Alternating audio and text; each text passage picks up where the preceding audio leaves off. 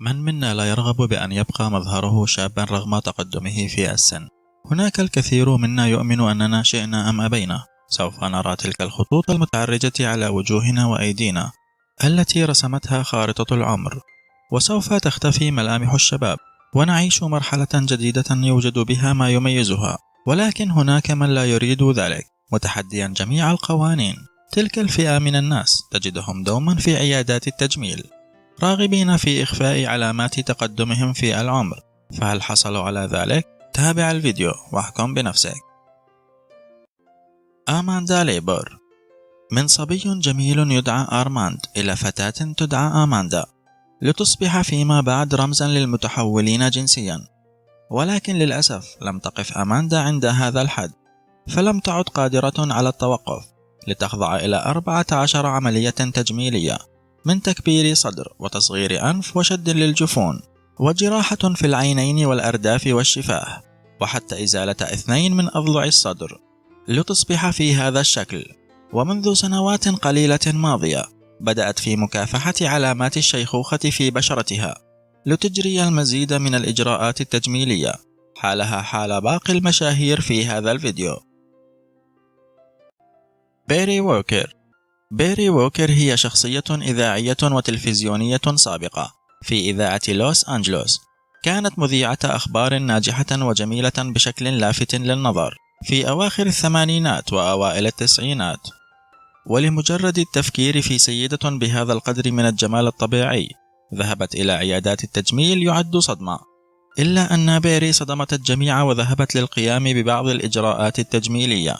فما الذي كانت تريد الحصول عليه؟ للأسف لم تحصل إلا على مظهر سيء للغاية.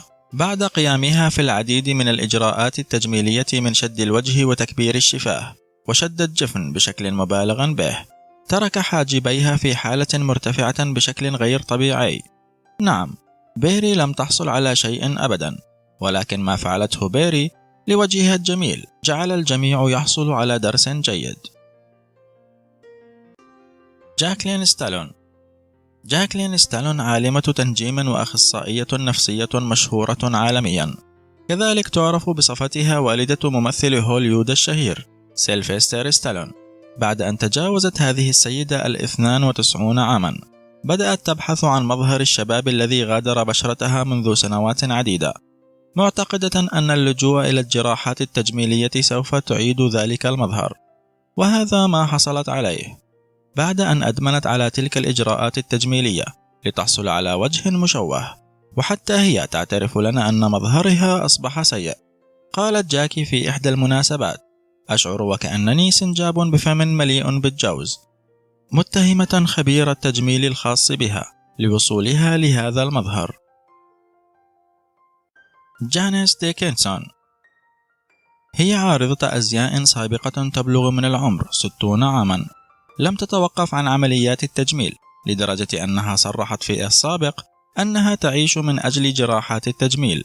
ومع كثرة خضوعها للعمليات لمواجهة تقدم السن، ازدادت قبحا بعدما كانت أجمل عارضات الأزياء في العالم بعد إجراء عمليات فاشلة في صدرها، بالإضافة لشد الرقبة واللجوء للبوتوكس لتصبح بهذا الشكل. ميكايلا رومانيني. كانت ميكايلا في يوم من الأيام جميلة جدا، حتى قررت أن تخضع لإجراء تجميلي بسيط، حتى أدمنت على تلك الإجراءات التجميلية لتصل إلى الجراحة وتصبح بهذا المظهر المختلف تماما عما كانت عليه في السابق.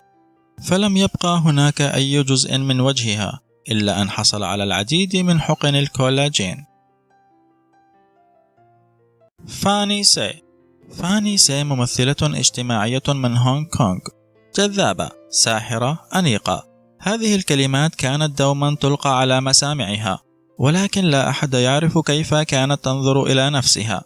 ذهبت فاني إلى عيادات التجميل ساعية لتغيير شكل ذقنها ليصبح على شكل حرف في، لتحصل بعد ذلك على وجه مشوه بالكامل.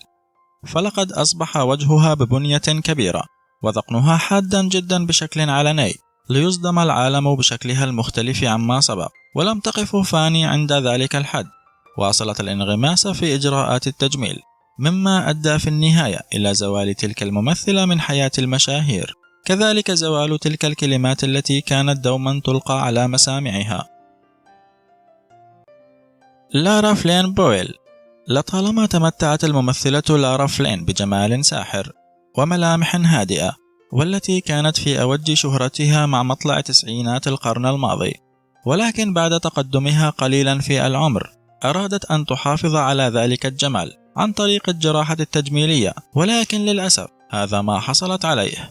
مظهر جعلها تبدو في 60 من العمر رغم أنها ما زالت في 47. هانك ميوكو. هانك ميوكو عارضة أزياء من كوريا الجنوبية، أجرت أول عملية تجميل لها في سن 28. هوسها دفعها إلى إجراء عددا لا يحصى من عمليات التجميل، حتى أصبح لديها وجه لا يحتمل أي إجراء تجميلي آخر، لدرجة أن أطباء التجميل بدأوا برفض أي إجراء تجميلي لها، مشيرا أحد الجراحين إلى أنها تعاني من اضطراب نفسي. وبما أنها لم تستطع العثور على جراح يغذي إدمانها، قررت أن تقوم بالمهمة بنفسها لتحقن وجهها بزيت عباد الشمس المتواجد في المنزل، ليصبح وجهها متضخما بشكل غريب ومشوها بشكل رهيب، لتصبح هانك أشهر ضحية لإدمان الجراحات التجميلية. جوسلين ويلدنشتاين. اتسمت جوسلين في بداية حياتها بجمال طبيعي، مما جعل رجل ثري للغاية يتقدم لطلب الزواج منها، ولكن حصلت بعد زواجها على جراحة تجميلية فاشلة كل ما تعنيه الكلمة من معنى، لتجعلنا نتساءل ما الذي جعلها تقوم بذلك طالما هي جميلة. بدأ كل شيء عندما ألقت القبض على زوجها الثري في السرير مع عارضة أزياء روسية. كانت تستطيع في ذلك الوقت أن تطلب الطلاق وتأخذ نصف ثروته، لكن لم تفعل ذلك، وبدلا من ذلك اختارت الذهاب لعيادات التجميل لاستعادة حب زوجها الخائن، ولكن دون جدوى. تركها على أي حال، وترك لديها ندوبا دائمة في قلبها ووجهها، كل ذلك بسبب رجل غير مخلص. لقد شاهدنا في هذا الفيديو بعض الأشخاص الذين ذهبوا بعيدا في سعيهم وراء ذلك الجمال المفتعل والخادع الذي تقصفنا به وسائل الإعلام باستمرار. إنه لأمر محزن حقا أن هؤلاء الأشخاص المختارين الذين يديرون معظم المنافذ الإعلامية السائدة يروجون بلا خجل لجماهير العالم عن تصورهم الضيق والمشوه للجمال في كثير من الأحيان. سبب آخر لوقوع أخطاء في هذه الجراحة التجميلية هو العامل النفسي.